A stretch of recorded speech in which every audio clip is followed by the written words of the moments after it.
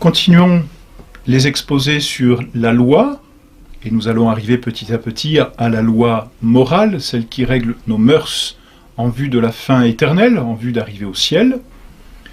La dernière fois, dans le dernier cours, nous avons dit que la loi, nous avons défini avec saint Thomas d'Aquin et expliqué que la loi était l'ordonnance de la raison en vue du bien commun et promulguée par celui qui a le soin de la communauté. Et nous avons explicité toutes les parties de la définition. Après avoir défini la loi, il faut désormais la diviser. C'est-à-dire, quels sont les types de lois qui existent, combien y a-t-il de sortes de lois? En réalité, on va diviser la loi selon celui qui promulgue la loi. Or, il existe deux sortes de promulgateurs de la loi.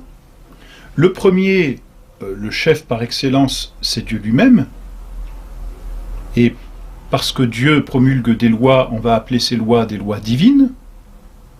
Et le deuxième promulgateur de lois, c'est celui à qui Dieu a voulu déléguer son autorité, puisque Dieu ne régit pas tout directement par lui-même. Cela fait partie de la puissance divine, et même de la preuve que Dieu est tout-puissant, c'est qu'il délègue son pouvoir aux hommes. Et de ce fait, les hommes ont une certaine autorité, et avec cette autorité, ils promulguent des lois. Il existe donc deux sortes de lois, des lois qui sont divines, parce que promulguées par Dieu, et des lois qui sont humaines, parce que promulguées par les hommes.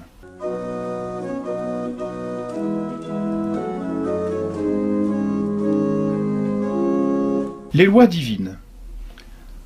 La loi divine se divise en trois sortes de lois, que l'on appelle d'abord la loi éternelle. La deuxième loi, on l'appelle la loi naturelle. Et la troisième loi, on l'appelle la loi positive.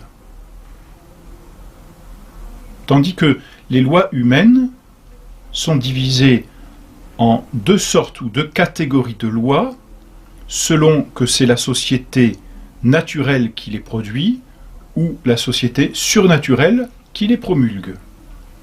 Dans le premier cas, on parle de loi civile. Dans le second cas, on parle de loi ecclésiastique.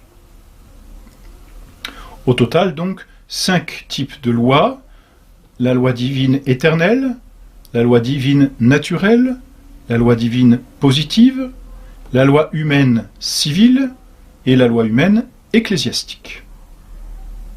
Voyons-les les unes après les autres. Et tout d'abord, la loi divine éternelle.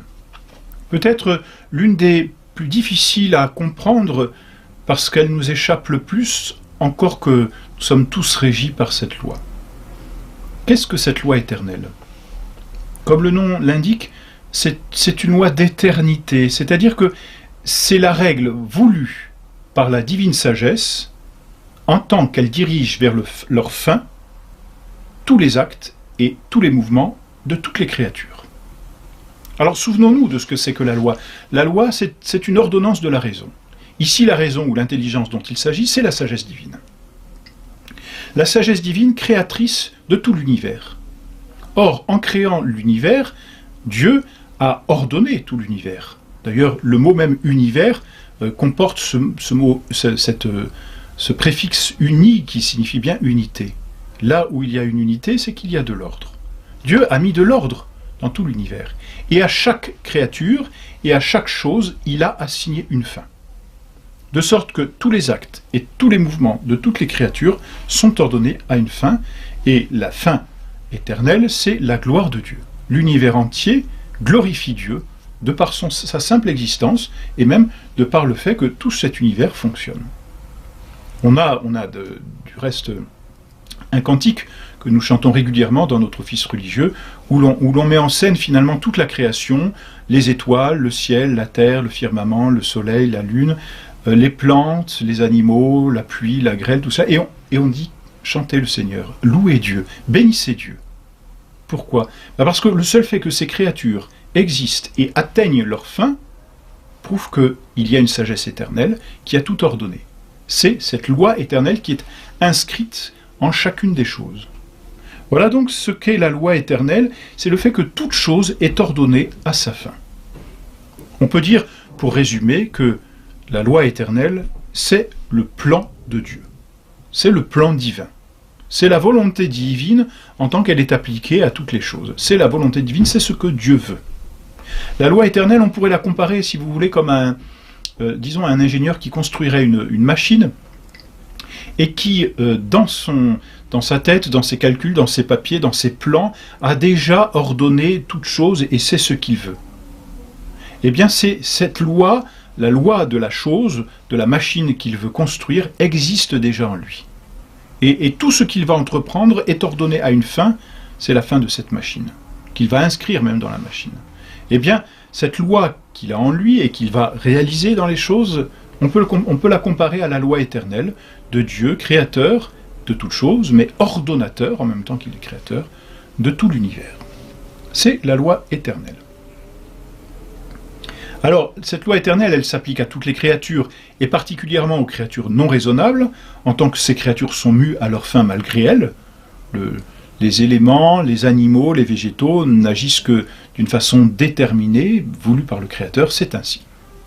Et puis, cette loi éternelle, on va le revoir, elle est inscrite en l'homme en tant qu'elle va défendre ou ordonner certains actes, parce que l'homme ayant une liberté est appelé à se mouvoir par lui-même vers sa fin.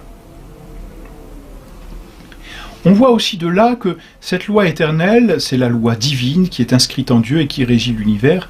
On voit par là que c'est la loi suprême. C'est-à-dire que toute loi, et quelle qu'elle soit, est en dépendance de cette loi éternelle. Et on peut pas faire autrement, c'est normal.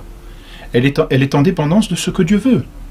Et donc la loi naturelle, on va le voir, la loi divine positive, mais aussi toutes les lois humaines, qu'elles soient civiles ou ecclésiastiques, doivent, au fond, se ramener à cette loi éternelle. Car si elle voulait échapper à cette loi éternelle, elle ne dirigerait plus, c'est-à-dire qu'elle ne mènerait plus les créatures vers leur fin. Elle n'ordonnerait plus.